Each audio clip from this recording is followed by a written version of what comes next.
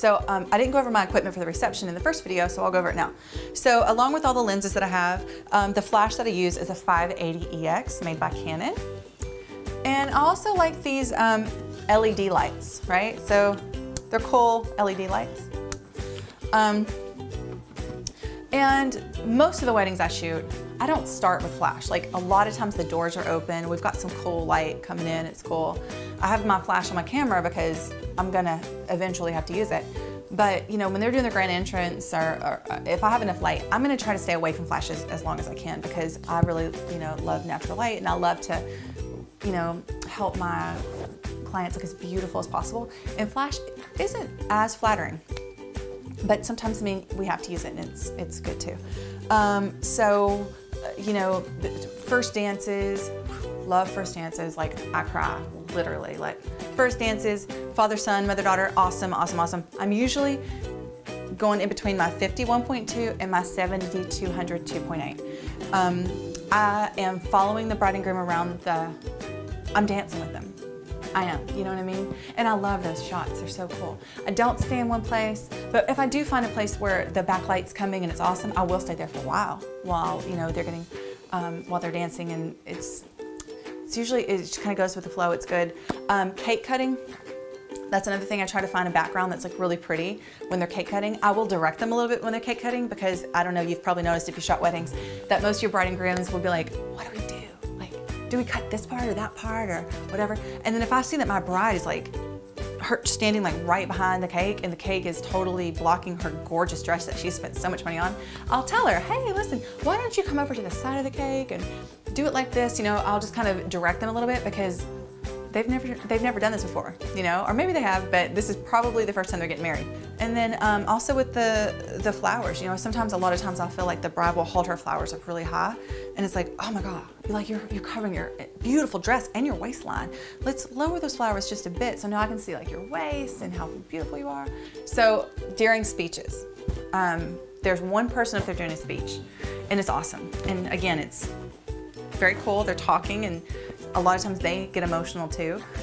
But I want to be able to get a picture of the person doing the speech, but my main focus is how that's affecting my bride and groom. You know what I mean? Oh God, those reaction shots are so awesome, you guys.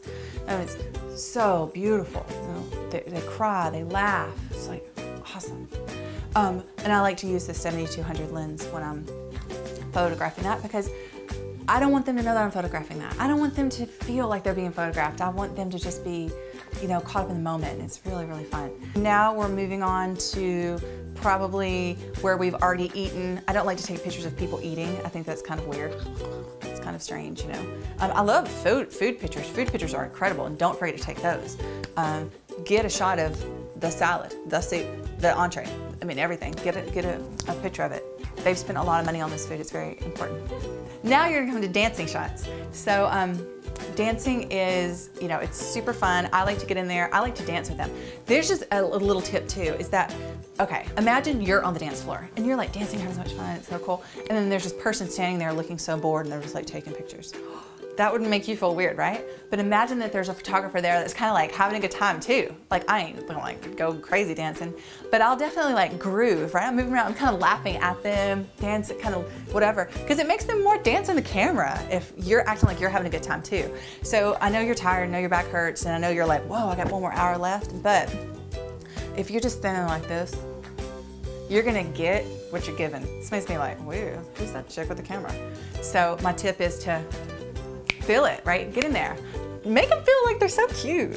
Get up, get low, get everywhere with those dancing shots. Make sure, oh my Lord, if you hear, like if you're dancing and you hear like lots of, oh my God, something happened is over there. Like people are going crazy over there. It's probably because grandma's dancing or that she's dancing with her dad or something like that. So get over there, get that shot. Keep your eyes out for her family. Get those, and his too. Those pictures of her grandparents dancing, I mean, you know, you would love that to see, you know, years from now, your grandmother dancing at your wedding. Those are super important.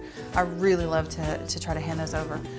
I feel like we are coming up to a wrap on this video, but I would say when it comes to the end of the wedding, you never just leave either, by the way. I know that it's only 8 hours or whatever like that, but I mean, in my opinion, you would definitely check in with the planner. Hey, we're up at 8 hours, da-da-da-da. I always go to my bride and groom and give them a hug and a kiss and say, thank you so much, and it was so beautiful, and thank you.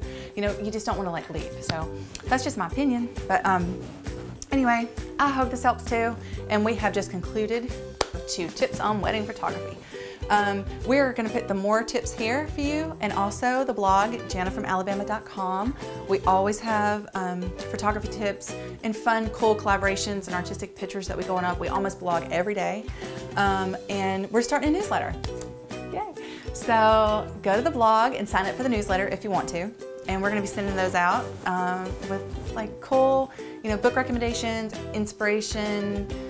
Things that maybe have inspired me or someone I know, along with photography tips and some links to some cool stuff. So thanks again, you guys. Stay inspired and cool. All right, bye.